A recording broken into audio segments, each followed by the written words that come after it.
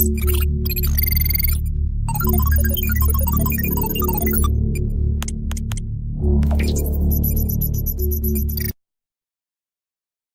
सभी साथियों को मेरा नमस्कार। आप सभी का धन्यवाद मेरे पिछले वीडियो को लाइक और शेयर करने के लिए।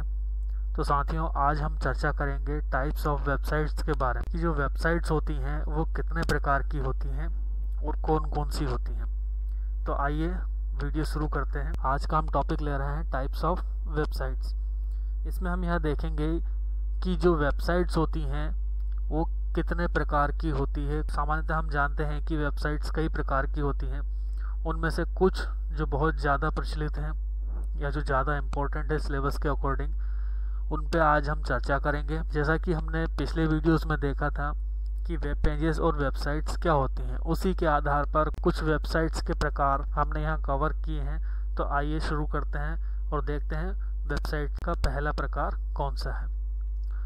तो सबसे पहले हमने यहाँ कवर किया है ब्लॉगिंग वेबसाइट्स। साथियों, ब्लॉगिंग वेबसाइट्स क्या होती है देखते हैं। Blogging websites is a collection of skills that one need to run and supervise a blog. This entails equipping a web page with tools to make the process of writing, posting, linking and sharing content easier to internet। देखिए, जो blogging website क्या होती है कि blogging is a collection of skills, यानी कि जो blogging होती है वो एक स्किल्स, जिसे आप कह सकते हैं कौशल या आपकी खासियत, उनका एक समूह होती है, कलेक्शन होती है, जो कि किसी ब्लॉग को प्रमोट करने के लिए, चलाने के लिए या उसकी देखरेख करने के लिए आवश्यक होती है। अब ब्लॉगिंग जो होती है वह इंटरनेट पर किसी पोस्ट को लिखने, उसको फॉरवर्ड करने, लिंक करने और जो भी आपका मटेरियल होता है उसको शेयर करने की प्रक्रिया को आसान बनाने के लिए एक वेब पेज का जो होता है वो टूल होता है। यानी कि इसमें ऐसी स्क्रिप्टिंग होती है कि आप अपनी सामग्री को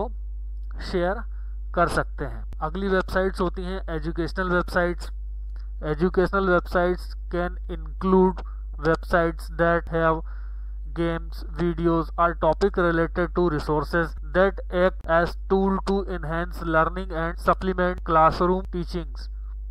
These websites help make to process for learning entertaining and attractive to the students, especially in today's age। तो जैसा कि आज हम सभी जान रहे हैं कि परिस्थितियां ऐसी बनी हुई है कि क्लासरूम्स फिजिकली नहीं लग पा रहे हैं, क्लासेस फिजिकली नहीं हो पा रही हैं। इसी परेशानी को, इसी समस्या को ध्यान में रखते हुए ऑनलाइन टीचिंग या ऑनलाइन क्लास का चलन बढ़ रहा है। तो इसमें सबसे बड़ी भूमिका होती है एजुकेशनल वेबसाइट्स। एजुकेशनल वेबसाइट्स पे क्या होता है कि educational websites can include website, मतलब इसमें ऐसी वेबसाइटें इंक्लूड की जाती हैं जिनमें गेम्स हो सकते हैं, वीडियोस हो सकती हैं और आपके सिलेबस या आपके टॉपिक से रिलेटेड जो भी रिसोर्सेज होते हैं, स्टडी मटेरियल्स होता है, वो सारा इसमें इंक्लूड हो सके, जिससे कि जो लर्निंग प्रोसेस है वो आपकी इन्हेंस हो सके, उसकी प्रामाणिकता बढ़ाई जा सके, क्लासरूम को इफ़ेक्टिव बनाया जा सके, ऑनलाइन क्लासरूम को इफ़ेक्टिव बनाया जा सके। और ये जो सारी चीज़ें हैं आज के माहौल को देखते हुए बहुत ही ज़्यादा ज़रूरी हो जाती हैं। अगली वेबसाइट्स देखते हैं।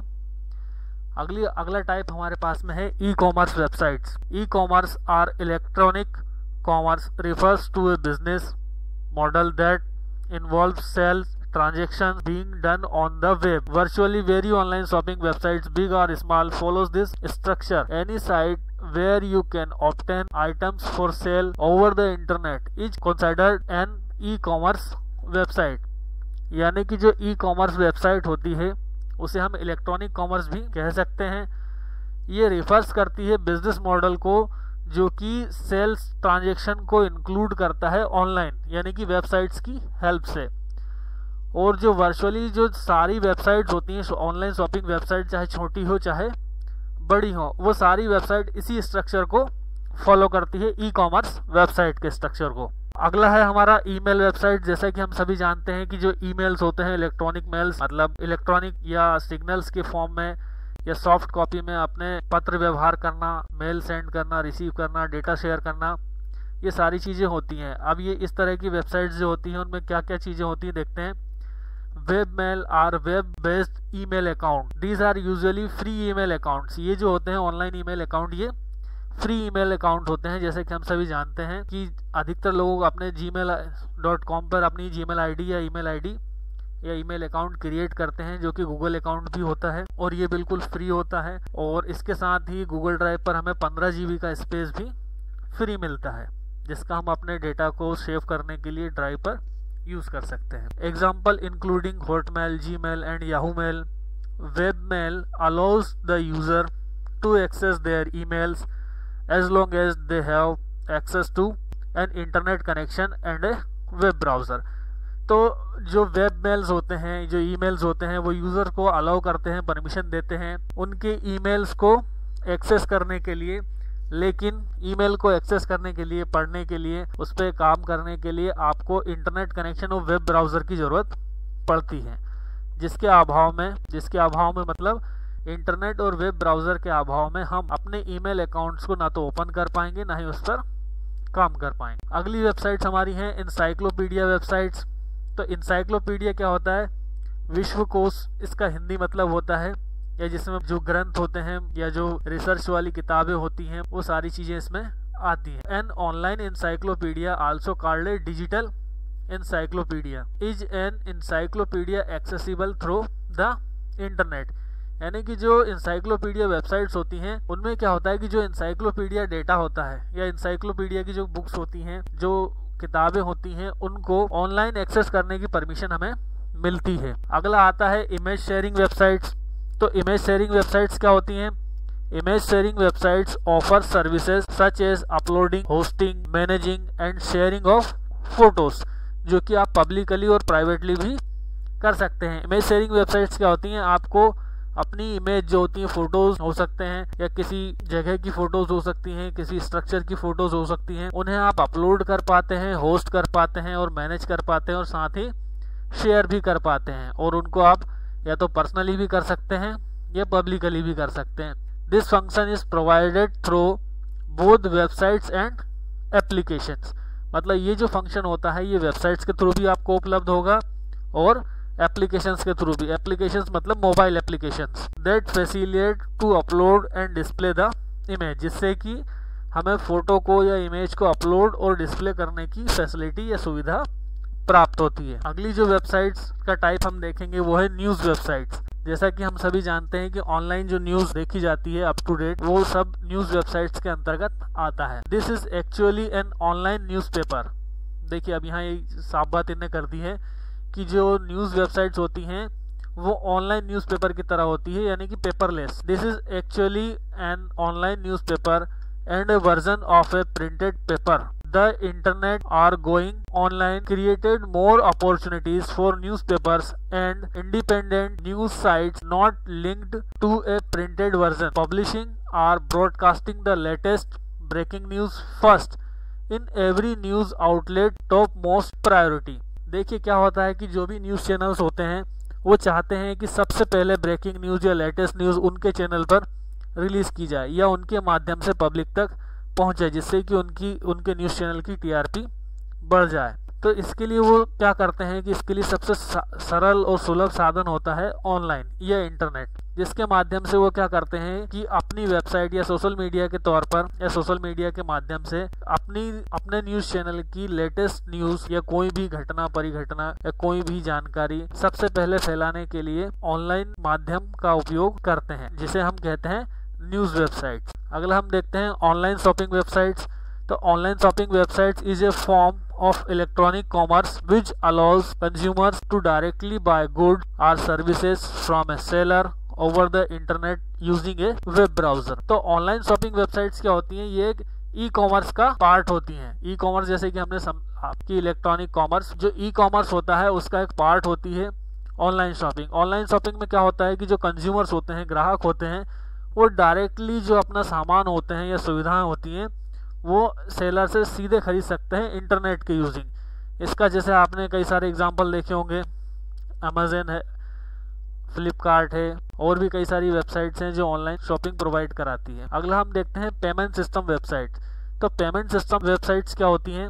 A payment system website, a payment gateway is a merchant service provided by an e-commerce application service provider that authorized credit card are directly payment processing for e-business और online retailer। तो जो payment system होता है वो online payment system क्या करता है कि हमें परमिट करता है या सुविधा मिलती है कि हम सीधे ही जो जिससे हम सर्विस या गुड्स या हमारा सामान जो खरीद रहे हैं उसको सीधे ही हम अमाउंट या उसकी जिस सामान को खरीदा है उसकी कीमत डायरेक्टली सेलर को पे कर पाएँ।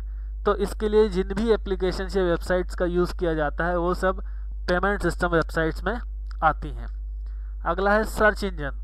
तो सर्च इंजन क्या होता है, जैसे कि हम पहले ही बात कर चुके हैं। A search engine or internet search engine is a software system that is designed to carry out web search या internet search, which means to search the World Wide Web in a systematic way for particular information specified in a textual web search query। इसका मतलब है कि जो search engine होते हैं उन्हें internet search engine भी कहा जाता है, वेब सर्च इंजन भी कहा जाता है। ये एक प्रकार के सॉफ्टवेयर सिस्टम होते हैं जो क्या करते हैं, इसलिए डिज़ाइन किए जाते हैं कि जो भी हम टेक्स्ट फॉर्म में इंफॉर्मेशन सर्च कराना चाहें तो उसको ये पर्टिकुलरली एक इंफॉर्मेशन स्पेसिफाइड फॉर्म में जो वर्ल्ड वाइड वेब यानी कि जो इंटरनेट है जिस पर सब सारा डाटा जो कि मेन सर्वर होता है इंटरनेट का, उस पर सारी इंफॉर्मेशन स्टोर्ड होती हैं, उस पर एक सिस्टमेटिक तरीके से आपके द्वारा सर्च किए गए शब्दों को अक्षरों के आधार पर मैच करके या मिलान करके उसका रिजल्ट आपको शो कराता है। अगला है social networking websites. A social networking service, also social networking site or social media, is an online platform which people use to build social network or social relationships with other peoples who share similar personal or career interest, activities, background और real life connections। तो social media जैसे कि हम सभी जानते हैं ये एक ऑनलाइन प्लेटफॉर्म होता है जहाँ जो लोग होते हैं वो अपना सोशल नेटवर्क बनाते हैं, यानी कि फ्रेंड रिक्वेस्ट सेंड करते हैं, एक्सेप्ट करते हैं और अपने फ्रेंड फैमिली में उसको ऐड करते हैं। तो इस तरीके से सोशल नेटवर्किंग जो होती है इसके अंतर्गत जो भी पर्सन्स होते हैं वो सोशल नेटवर्क्स क्रिएट करते हैं अपने अपने, और फिर अपनी रियल लाइफ के अकॉर्डिंग, अपने बैकग्राउंड के अकॉर्डिंग, अपने इंटरेस्ट के अकॉर्डिंग जो होते हैं अपनी एक्टिविटीज को शेयर करते हैं। अगली है video sharing websites. A website that lets people upload and share their video clips with the public at large are to invited guests। Acquired by Google in 2006, YouTube became the most popular video sharing site on the web। तो video sharing websites क्या होती हैं, वो peoples को अपने video upload और share करने की परमिशन देती है या सर्विस देती है, वो कहलाती है वीडियो शेयरिंग वेबसाइट्स। जैसा कि अभी हम देख पा रहे हैं कि गूगल ने एक्वायर्ड किया है कि 2006 में जो यूट्यूब है वो सबसे ज़्यादा पॉपुलर वीडियो शेयरिंग साइट्स बन गया है इंटरनेट पर। आप सभी का धन्यवाद। उम्मीद है आपको ये वीडियो या ट्यूटोरियल समझ में आया होगा। यदि आपको इससे रिलेटेड कोई क्वेरी डाउट्स हो तो आप बिल्कुल कमेंट सेक्शन में नोट डाउन कर सकते हैं। धन्यवाद।